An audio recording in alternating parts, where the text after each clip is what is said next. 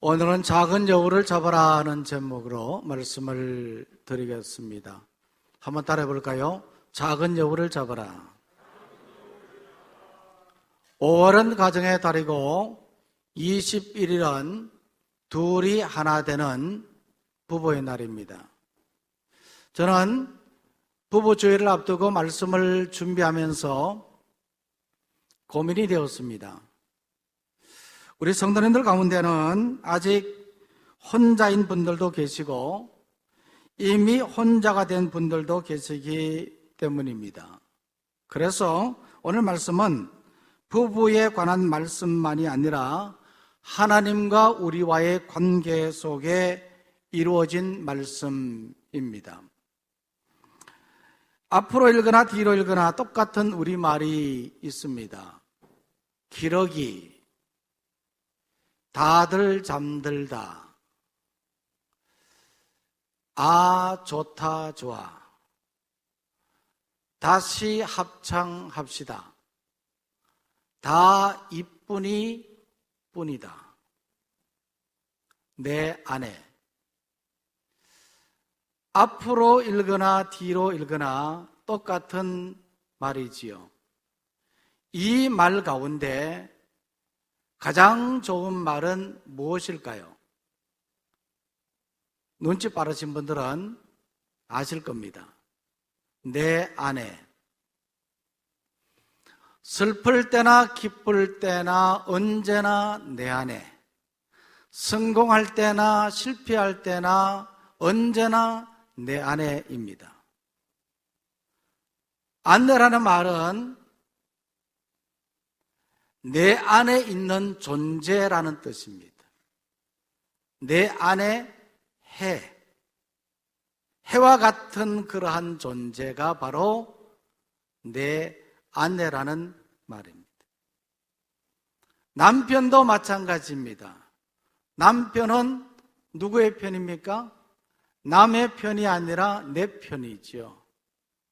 누가 뭐라 해도 내 편인 사람이 남편입니다. 목사님 그러지 마세요. 우리 집 남편은 내 편이 아니고 남의 편이에요. 남에게는 잘하고 제게는 잘 못해요. 그렇게 말하려는지는 모르겠지만 그렇다고 하더라도 남편은 내 편입니다. 아내가 내 안에 있고 남편이 내 편이면 부부는 행복합니다. 오늘 우리는 행복한 부부가 되기를 바랍니다. 여러분 영상을 하나 봤으면 좋겠는데요. 이 결혼식장에서 혼인서약을 하는 부부의 내용입니다. 영상 한번 보십시오. 하나, 둘, 셋. 황금과 같은 토요일 저녁 추운 날씨에 귀한 발걸음 해주신 모든 분들께 진심으로 감사드립니다. 20년간 서울만을 동경하다 상경한 의성 소녀가 있었습니다. 의성은 마늘과 소세지로만 알던 서울 촌놈이 있었습니다. 소나기를 피해 만화책방으로 들어오던 그녀를 보고 첫눈에 반했던 그때가 떠오릅니다. 처음 만나자마자 박자급자 우산을 빌려주려고 했던 그 남자가 떠오릅니다. 누구보다 내숭없고 솔직한 그녀의 모습에 더욱 빠져들었고 누구보다 열정적이고 꾸밈없는 그의 모습에 그가 더욱 좋아졌습니다. 그렇게 우린 연인이 되었습니다. 소중한 분들을 모신 이 자리에서 나 고경호는 나 마수연은 당신에게 약속합니다. 첫째, 요리를 처음 하는 아내를 위해 소금과 설탕이 어떻게 쓰이는지 친절하게 알려주겠습니다. 그날따라 너무 짜거나 달면 제가 만들어 먹겠습니다. 뭐든 잘 먹는 남편을 위해 한식, 일식, 중식, 양식을 넘나드는 다양한 요리에 도전하겠습니다. 제가 만들어 먹겠습니다. 둘째, 아내가 화가 났을 땐 이유를 모르겠어도 잘못했다고 하겠습니다. 남편의 배려심에 감사하며 한 번에 화를 풀도록 하겠습니다. 셋째, 사진과 여행을 좋아하는 남편을 위해 매년 한 번은 해외여행을 가도록 하겠습니다. 형편이 어려우면 가평이라도 가겠습니다. 사랑하는 아내와 함께 하루하루를 여행처럼 살아가겠습니다. 넷째, 하루에 한 번은 꼭 안아주면서 사랑한다고 말하겠습니다. 아내의 눈을 보고 내가 더 사랑한다고 말하겠습니다. 그럼 저는 제가 더 사랑한다고 말하겠습니다. 다섯째, 우리를 쏙 닮은 아이를 낳아 건강하고 예쁘게 키우겠습니다. 외모는 아내를 닮고 성격은 아내를 닮았으면 좋겠습니다. 키는 남편을 닮을 수 있도록 기도해 주세요. 사이좋은 부모 곁에서 사랑을 듬뿍 받아 마음이 건강한 아이로 키우겠습니다. 아내를 아끼고 사랑하며 인생의 동반자로서 영원히 함께할 것을 약속합니다. 남편을 존중하며 지혜롭고 행복한 가정을 만들 것을 약속합니다. 함께한 날보다 앞으로 함께할 날들이 더 많기에 아름다운 첫 만남을 기억하고 오늘 이 행복이 당신 덕분이라는 것에 감사하며 다음 생에도 나라는 남자를 선택할 수 있도록 다음 생에도 나라는 여자를 알아볼 수 있도록 늘 서로가 서로를 존중하고 배려하며 누구보다 행복한 부부가 될 것을 맹세합니다. 2019년 12월 21일 신랑 고경호, 신부 마수연. 신랑 신부의 재미있고 또 실제적인 그러한 서약의 내용이었죠.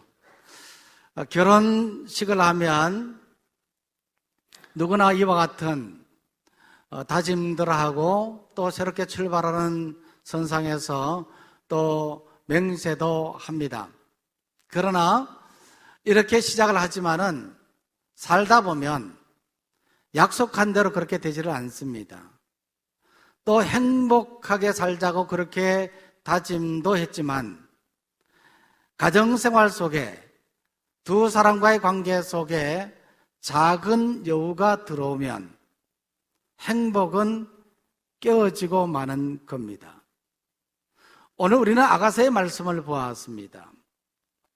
이 아가서의 말씀은 솔로몬과 술람미 여인과의 사랑의 노래입니다. 노래 중에 노래, 쉬르 하시님, Song of Songs 그렇게 말합니다.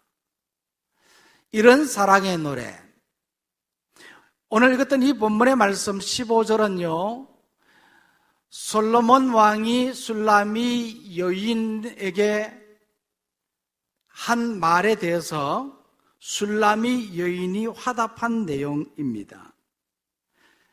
13절, 14절 말씀을 한번 보시기 바랍니다. 이 말씀에 보면 솔로몬은 술람미 여인에게 이렇게 그의 사랑, 그의 마음을 표현하고 있습니다. 한번 읽어볼까요? 나의 사랑, 나의 어여쁜 자야, 일어나서 함께 가자.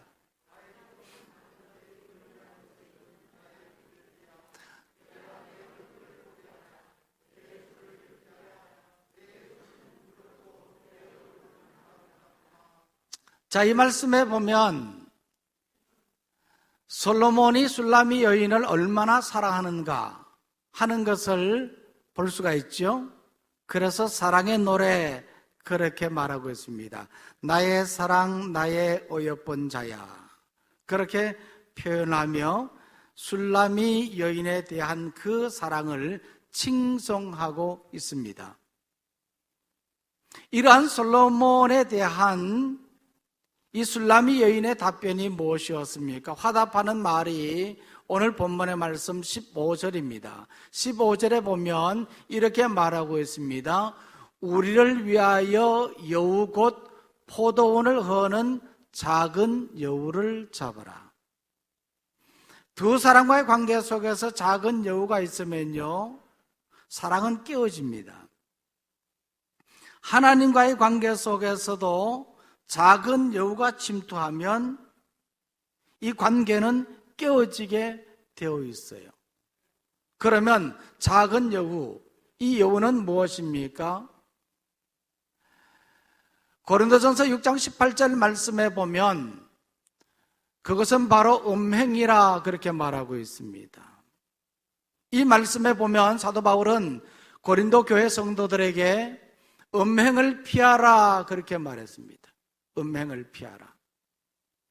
이 여우라는 이 존재는요, 바로 음행이라는 말입니다.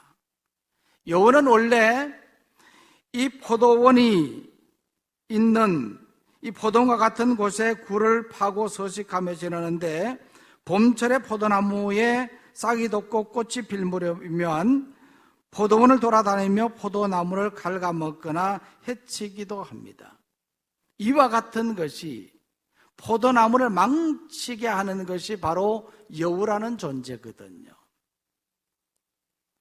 그래서 술라미 여인은 바로 이런 작은 여우를 잡아라, 그래야 우리의 사랑이 영원히 지속될 수 있다, 그렇게 말하고 있는데, 이 고린도전서에서 사도 바울은 고린도 교회 성도들에게 이와 같은 작은 여우를 잡아라, 그 여우가 뭐라고요? 음행이라 그렇게 말하고 있습니다. 이것은 부부의 관계 속에 사랑을 회방하는 음행이기도 하지만 하나님과의 관계를 깨뜨리는 우상 숭배를 말합니다.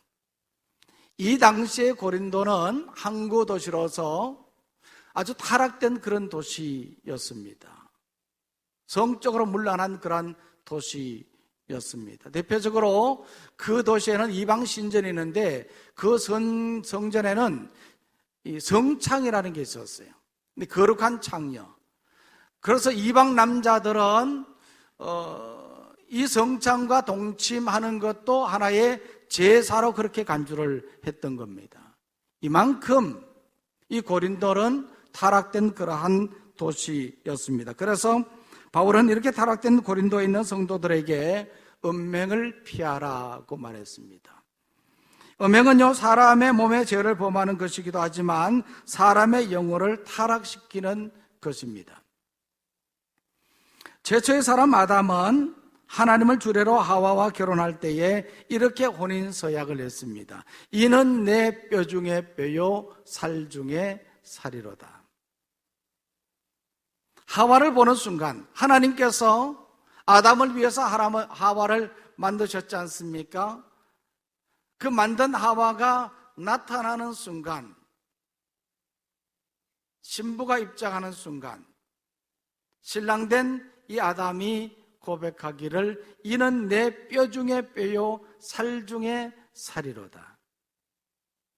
이랬던 아담이, 이렇게 고백했던 이 아담이 선악과를 따먹고 난 후에는 말이 달라졌습니다. 선악과를 따먹은 그 책임을 하와에게 전가하며 핑계를 대었던 거죠. 하나님이 주셔서 나와 함께 하신 여자, 그가 내게 주므로 내가 먹었나이다. 처음 만났을 때는 하나님께서 내게 주신 내 아내입니다. 내 아내 뭐라고요? 해입니다.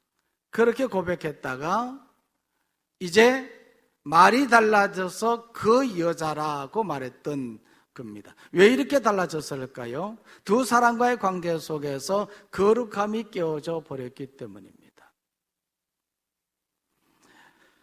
거룩함이 깨어져 버리면 그 사람이 되어버립니다. 반면에 거룩함이 잘 유지되면 이리 보고 저리 봐도 내 아내, 내 남편입니다. 그러므로 우리는 거룩해야 합니다.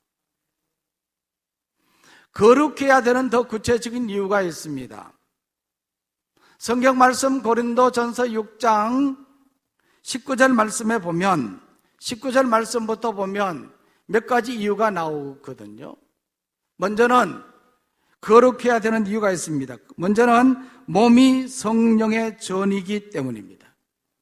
이 말씀에 보면요, 바울은 고린도 교회 성도들에게 너희 몸은 너희 가운데 계신 성령의 전이라고 했습니다. 우리 몸 안에는 성령이 내주하십니다. 성령이 거하시기 때문에 성령이 거하는 전이라는 말입니다. 그래서 우리 몸을 어떻게 해요? 깨끗하게, 거룩하게 해야 한다는 겁니다. 이것이 바로 우리 몸을 깨끗하게, 거룩하게 해야 하는 첫 번째 이유입니다. 두 번째 이유가 있습니다. 그것은요, 예수님이 값으로 산 존재이기 때문입니다. 고린도전서 6장 20절 말씀해 보니까요, 너희 몸은 값으로 산 것이 되었다, 그렇게 말하고 있거든요. 예수님께서 십자가에 죽으심으로 그 피값으로 말미암아서 예수님께서 우리를 산 겁니다. 그래서 소유권도 더 이상 우리에게 있지 않고 예수님께 있는 겁니다. 우리가 사용하고 있지만 우리 것이 아니라 누구의 것이라고요? 예수님의 것이 있죠. 우리가 이제 전세를 이렇게 들어가지 않습니까? 전세로 들어가서 우리가 살면 그 집은 누구의 것입니까? 내 것입니까? 주인 것입니까?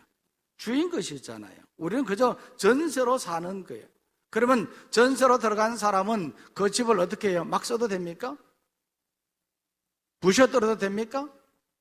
다 물러줘야 됩니다. 그러면. 그렇죠? 그러니까 마찬가지로 우리는 이 몸은 내가 사용하지만은 내 것이 아니라 주님의 것입니다. 그래서 우리는 거룩하게 해야 한다는 겁니다. 뿐만 아니라 거룩해야 되는 이유는 하나님께 영광을 돌려야 하기 때문입니다. 고린도전서 6장 20절 말씀에 보면요, 너희 몸으로 하나님께 영광을 돌리라, 그렇게 말했습니다. 우리는 하나님께 영광을 돌려야 하는 존재입니다. 하나님께서 우리를 만드실 때부터 창조된 목적이 하나님께 영광을 돌리기 위한 것이거든요.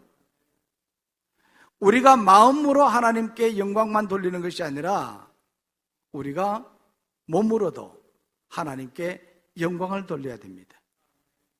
온 몸으로 하나님께 영광 돌려야 되고, 우리 하나님은 이런 우리에게 영광 받으시기를 원하는 것입니다. 그래서 우리는 거룩해야 되고 우리 몸을 잘 관리해야 되는 것입니다. 자, 그러면 어느 정도로 우리가 그럼 거룩해야 되겠는가? 이와 같기 때문에, 이와 같은 이유로 우리가 거룩해야 된다고 한다면 어느 정도 거룩해야 되느냐? 마태복음 5장 28절 말씀에 보면 이렇게 말하고 있습니다. 음욕을 품고 여자를 보는 자마다 마음에 이미 간음하였느니라. 마음으로도 죄를 지으면 안 된다는 겁니다. 마음이 거룩해야 된다. 마음까지도 거룩해야 된다는 것을 말하고 있습니다. 고린도후서 7장 1절 말씀에도 보면 이렇게 말하고 있거든요. 하나님을 두려워하는 가운데서 거룩함을 온전히 이루어 육과 영의 온갖 더러운 것에서 자신을 깨끗하게 하자. 육과 영의 모든 더러운 것에서 자신을 깨끗하게 해야 된다.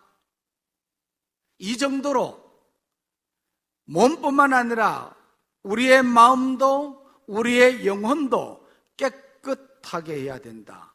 이 정도로 거룩해야 된다는 것을 말하고 있습니다. 또한 에베소서 5장 3절 말씀에 보면 이렇게 말하고 있거든요. 음행과 온갖 더러운 것과 탐욕은 너희 중에서 그 이름조차도 부르지 말라. 음행에 대해서는 말도 하지 말라. 음담패설한다든지 더러운 것에 대해서는 우리가 말해서는 된다 안 된다? 안 된다. 그렇게 말씀하고 있습니다. 요즘에 N번방 사건을 통해서 우리 사회가 얼마나 타락된 것인가를 확인할 수가 있습니다. 이 일의 주관자가 된 사람들을 보면 10대, 20대들입니다. 나이도 많지 않아요. 학생들이고 군인들이고 이런 10대, 20대들이 주동이 되어 있습니다. 며칠 전에 보니까 그 주범인 조주빈네라는 그 청년이 그 핸드폰을 이제 수거해서 그걸 비밀번호를 풀었다는 거예요. 모르긴 해도 이제 거기에 가입한 사람들의 명단들이 이제 다 나오지는 않을까. 거기에 젊은 사람들만 있겠어요? 각양각층의 사람들이 가입되어 있지 않겠느냐 하는 겁니다. 그러면 거기에는 기독교인들은 없겠습니까? 최근 우리 사회 속에서 일어나는 여러 가지 사건들을 바라보면 우리 기독교인들이 관련되어 있는 것을 보면서 얼마나 마음이 아픈지 모릅니다. 핵심적인 인물이 교회 안수 집사님, 장로님, 권사님 이런 분들이거든요. 라임 사태라든지 정의기억연대의 사건이라든지 이런 부분들을 보면 오늘 우리는 어떻게 살아가야 될 것인가? 성도는요, 거룩해야 합니다. 더러운 것에 대해서는 입 밖에도 내지 말아야 합니다. 자, 그러면 어떻게 거룩해질 수 있느냐? 거룩하게 살 수 있는 방법은 무엇일까 하는 겁니다. 이 거룩을 지키는 방법이 있어요. 디모데후서 2장 22절 말씀에 보니까요, 이 거룩함을 유지할 수 있는, 거룩하게 살 수 있는 방법 3가지를 말해주고 있는데, 첫 번째로는요, 피하라고 했습니다. 한번 따라해볼까요? 피하라. 무엇을 피해야 되느냐? 너는 청년의 정욕을 피하라 그랬습니다. 여기서 말하는 이 정욕은 이 정욕만이 말하는 것이 아니라 지나친 식욕이라든지 또한 명예욕이라든지 또 지식욕 이와 같은 것들을 다 포함한다고 말하고 있습니다. 우리는 살아가면서 이러한 것들이 없는가? 이것을 피하라 그렇게 말하고 있습니다. 왜 피해야 됩니까? 왜 정욕을 피해야 됩니까? 이것이 상책이기 때문에. 피하는 것이 뭐라고요? 상책이다.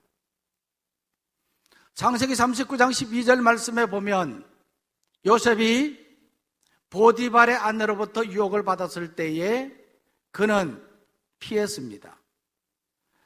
보디발의 아내가 요셉의 옷자락을 붙잡고 유혹할 때에 요셉은 그 옷자락을 펼쳐버리고 그 자리를 피해 도망을 갔습니다.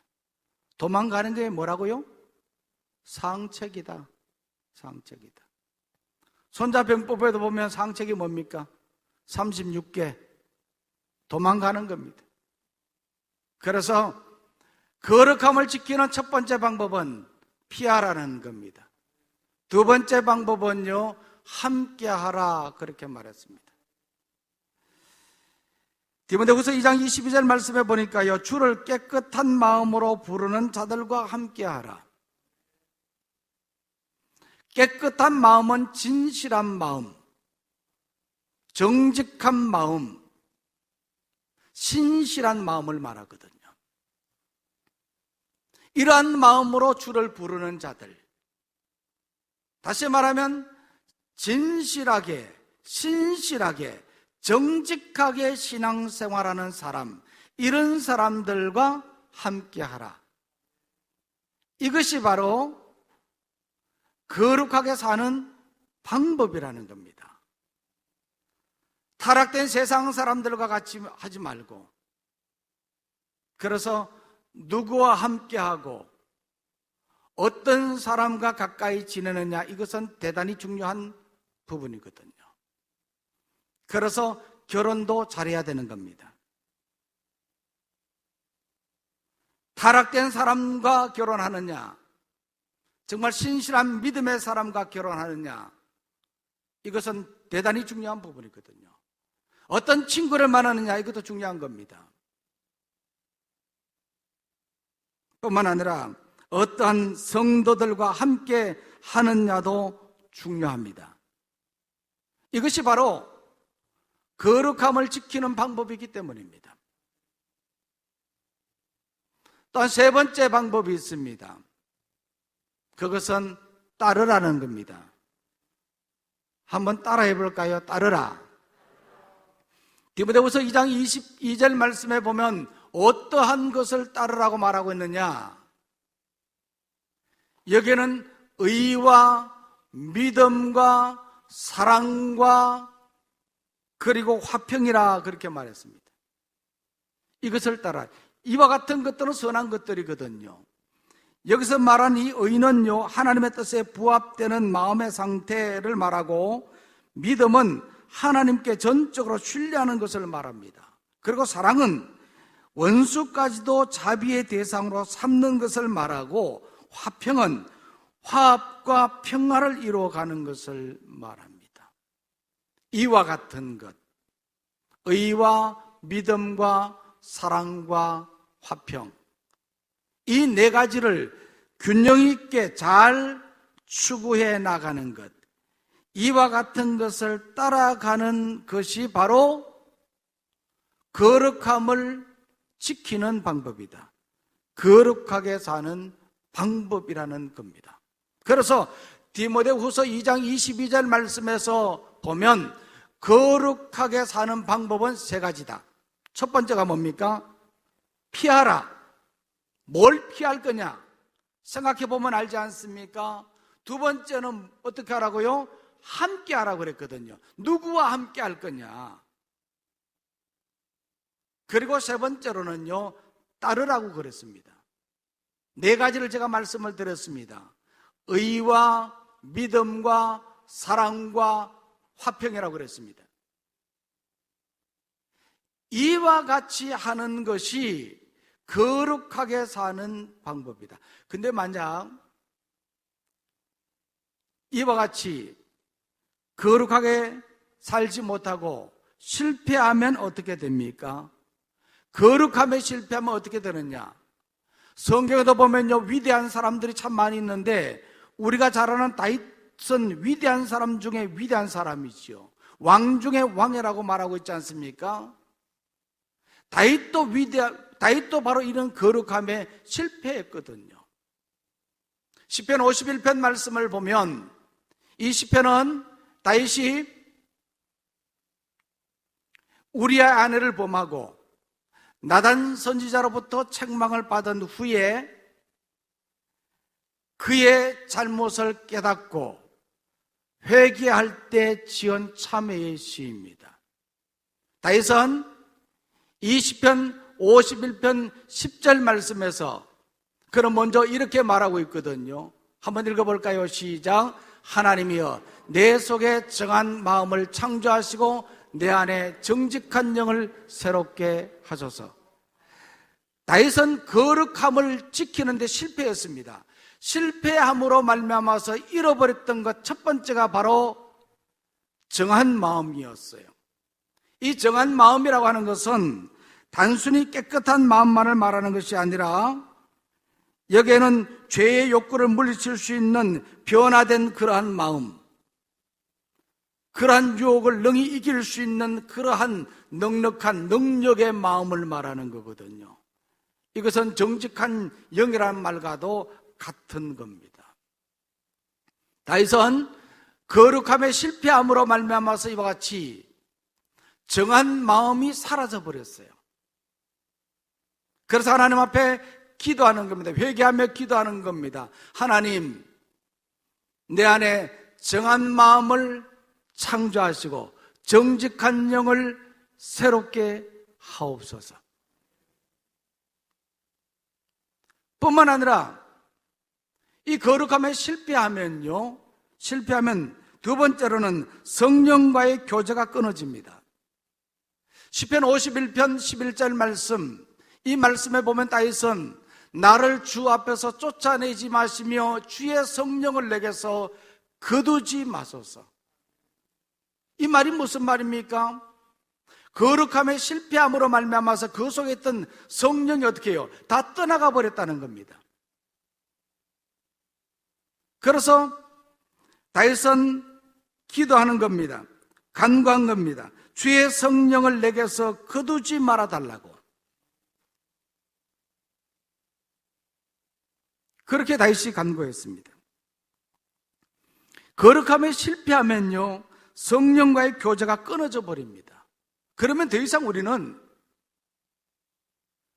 마음이 편하지 않는 겁니다. 마음이 답답하고 괴롭습니다.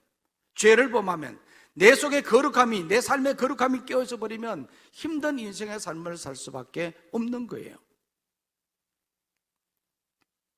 뿐만 아니라 이 거룩함에 실패하면요, 구원의 즐거움이 사라집니다. 다윗은 시편 51편 12절 말씀에서 이렇게 간구했습니다. 주의 구원의 즐거움을 내게 회복시켜 주시고 자원하는 심령을 주사 나를 붙드소서. 다윗은 그가 죄를 범함으로 말미암아 주의 구원의 즐거움이 그에게서 사라져버린 겁니다. 이 구원의 즐거움이라고 말하는 것은 하나님과의 교제를 통해서 얻는 마음의 기쁨을 말합니다. 이것은 신앙생활의 큰 원동력이 되는 겁니다.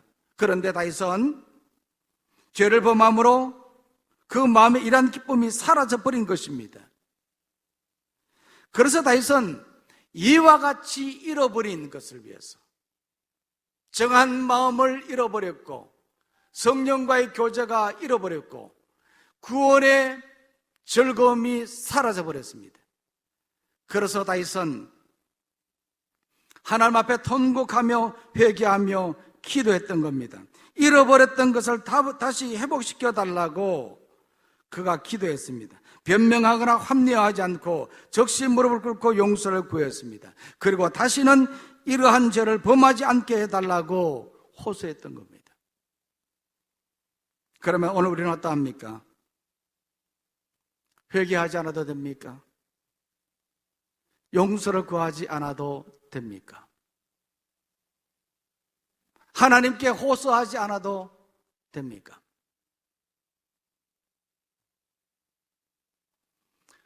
작자 미상에 순결한 마음이라는 시가 있습니다. 이 시에 보면 이런 내용이 나옵니다. 생각을 심으면 행동을 거두고, 행동을 심으면 습관을 거두고, 습관을 심으면 인격을 거두고, 인격을 심으면 인생을 거둔다. 모든 것은, 우리 인생은 어디에서 출발한다는 겁니까? 생각에서 출발한다는 거거든요. 어떤 생각을 하느냐에 따라서 행동이 나타나는 겁니다. 언젠가 제가 말씀을 드린 적도 있습니다만은 빙산의 일각이라는 말이 있잖아요. 나타나는 일각은 행동입니다. 보여지는 것이에요. 그러나 이것이 전부가 아니라는 거죠. 이러한 것이 보이기 이전에 보이지 않는 수면 아래에 수많은 생각들이 있는 겁니다. 이런 생각의 결과가 행동으로 나타나요. 그리고 이런 행동이 반복이 되면 무엇이 됩니까? 습관이 되는 거예요. 이런 습관대로 계속해서 살다 보면 이것이 바로 그 사람의 인격이 되어버리고, 이런 인격으로 살아가는 인생이라고 한번 생각해 보십시오.